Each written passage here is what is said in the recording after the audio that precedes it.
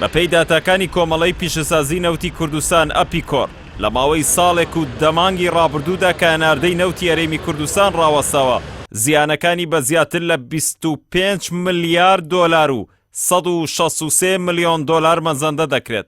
ئەمە هەمان ئەو زانیاریانەیە کە مەسرور بارزانی سەرۆکوەزیرانی ماوە بەسەرچووی هەرێم لە ڕاگەیەندراوێکیدا لە تۆڕی ئێکز ئاماژەی پێداوە.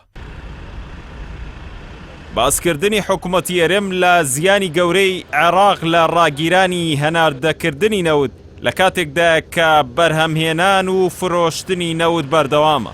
ئەوەش بەپێی راپۆرتی ئاژانسی ڕۆیتەرس کە تێیدا ئاشکرای دەکات سەرڕای ڕاگررتنی هەناردەکردنی نەوت لە ڕێگەی بۆڕیەوە، بەڵام دەسەڵات ڕووی کردوتە هەناردەکردنی نەوت بە شێوەیەکی نافەرمی و ڕۆژانە زیاتر لە 1000 تانکەر بە بڕی 200,000 بەرمیل نەوت بۆ ئێران و تورکیا دەگوازێتەوە.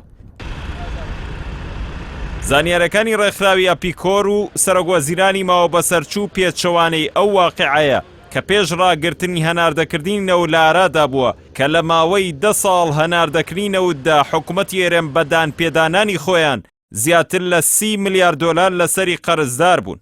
ئەی بۆ ئێستا ڕاگررتنی زیانی 25 ملیار دۆلاری هەیە؟ هاوکات داتاکانی کۆمپانیا نەوتیەکان دەری دەخەن کە بەرهەمهێنان و فرۆشتنی نەوت تا ئێساش بەردەوامە. هەروەها بەپێی لێدوانی بەرپرسێکی باڵای وەزارەتی سامانە سروشتەکان بۆ ڕۆیتەرز ڕۆژانە لە هەرێم 375,000 بەرمیل نەوت بەرهەم دەهێنرێت کە 200,000 بۆ دەرەوە دەڕوات و ئەوی دیکە لە نێوخۆ ساغ دەکرێتەوە. بەلێکدانەوەی ئەم داتایە دەردەکەوێت لە ساڵی 2024دا نزیکەی 110 ملیۆن بەرمیل نەوت بە نرخی مامناوەندی 35 بۆ 40 دۆلار بۆ هەر بەرمیلێک بەرهەمهێنراوە.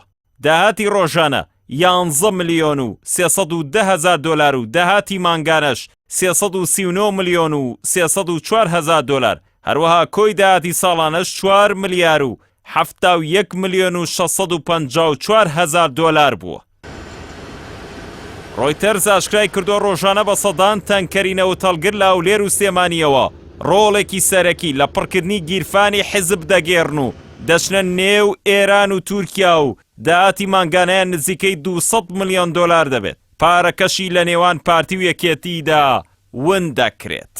هەموو داتاکان دەری دەخەن لە ماوەی ساڵی 2024دا هیچ داهاتێکی فرۆشتنی نەوتی هەرێم نەگەڕاوەتەوە. وەزارەتی دارایی، حکوومەت و حیزبی دەسەڵاتی خۆیان لەمە بێدەنگ کردو و هاوڵاتیانی هەرێمیش هیچ سودمەند نەبوون لەو سامانە سروشتەی خۆیان. تەنانەت حکوومەتی هەرێم ئامادە نەبووە هاوشێوەی بەغدا پاڵپشتی کەرتی سوتەمەنیش بکات تا وڵاتیان بە نرخی گونجاوتر دەستیان بە بەرهەمە نەوتیەکانی وەکو نەوت و گاز و بانزین بگات. ئەم دۆخە پێمان دەڵێت کێشە لە نەبوونی داهاتدا نییە، بەڵکو لە شێوازی بەڕێوەبردن و نەبوونی شەفافیەتدایە. نەوت سامانێکی نیشتیمانیە لە جیاتیەوەی بۆ خزمەتی گشتی بەکاربێت لە دەرەوەی سیستمی دارایی فەرمی بەڕێوە دەبرێت.